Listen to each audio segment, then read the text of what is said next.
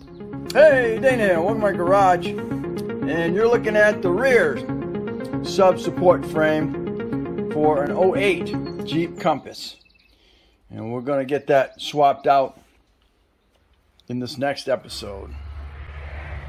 Okay, we are. I got it off, got the wheels off of it. So now we got to disconnect this from the rear subframe. First thing I'm going to have to do is cut the freaking muffler off, because there's no way to get that loose without doing that. I'm going to look and see if this rear sway bar here, I can let this go and just let it hang. Then the bolt for the your camera link right there, that bolt come off. And then we'll see how much of this I have to really disconnect.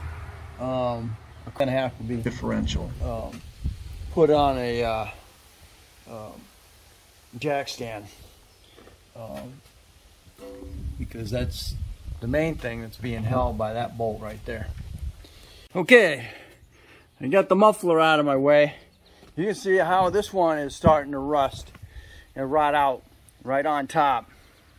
Got one of the videos there I did on the caliber. It had rotted right across the top before it rotted underneath.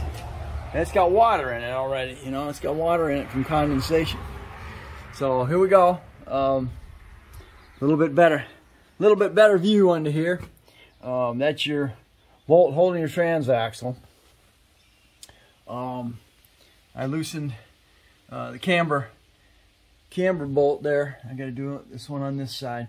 I want to see exactly how much of this is going to hang. I'm going to try and pull this bolt and see if that'll just hang. So I don't have to pull it from the bottom down here. We're going to see exactly what I have to what I can let hang. So I know I can let the drag link and the springs and everything hang. It's just a matter of whether the swing arm can be released from here and then just let it hang. So I don't know exactly what the spring, how much spring pressure is on that, and it's just going to hang. If the spring is actually completely extended right now. Okay, I brought the differential, set it down on the pad here, and that opens this thing completely up. So I think that's probably the key. Just make sure you disconnect your vent line and your cable, so you don't rip that out of the top here. Disconnect it. You got push pins going through here, and got another one up there. So this is all ready just to drop down and pop out of here. Again, make sure you pull your old 13-inch bolt out of the way so you don't get your so just changed the bearings on this, on both of them, for the anti-skid. So, and I went down to Wilbert's and got new drag links for it. They all came together because mine were all ate out through the bottom. And so this sucker here is almost new back here. And of course, this is why I'm replacing it. Okay? Ate through there. You can see all the way through. And this side's going too. So, yep, that's what you got. So now I got 4 bolts. It'll drop this down, and then I'll be able to put the brand new one in. Okay, got these bolts here. You go right in here, and those are what are going through this one here. They're all your bolts are 18s, which is nice. So I'm just hanging them up here. I'm not. I'm leaving them out.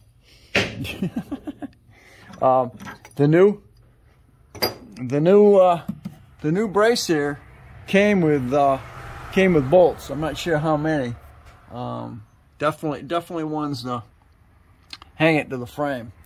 I'm not sure how many bolts it came with for all your arms, but we'll find out.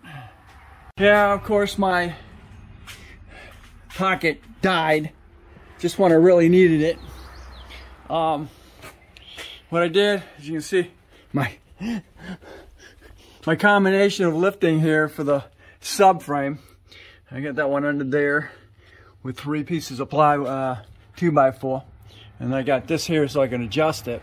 All right, so what I was able to do was able to get these center bolts on my front mount bolts for the subframe, for the transaxle up. And as you can see, I'm tightening it up by hand on both sides. So now we're secure. She is up. I'll get the impact on it here real quick. Get that up tight. And I know they're not cross-threading, so that's good.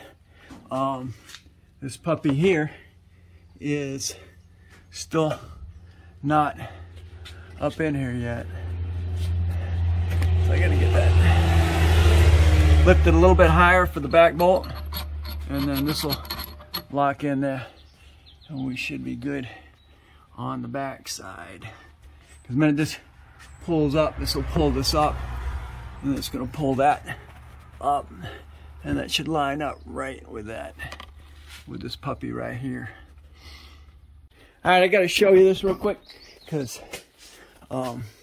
this is why why it's real important to make sure you got this bushing in here right. Because if you can see right now up in there, you can see up in there.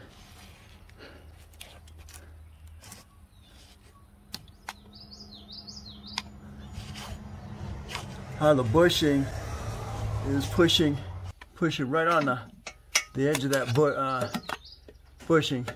So I'm a little further in than I need to be. So I'm just gonna have to work it so I can get it around that rubber, and the rubber will push back this way a little bit. So it'll be good. It's just a matter of getting it over it so it slides up so I can line the bolt. These are already tightened up now, and holding the front part.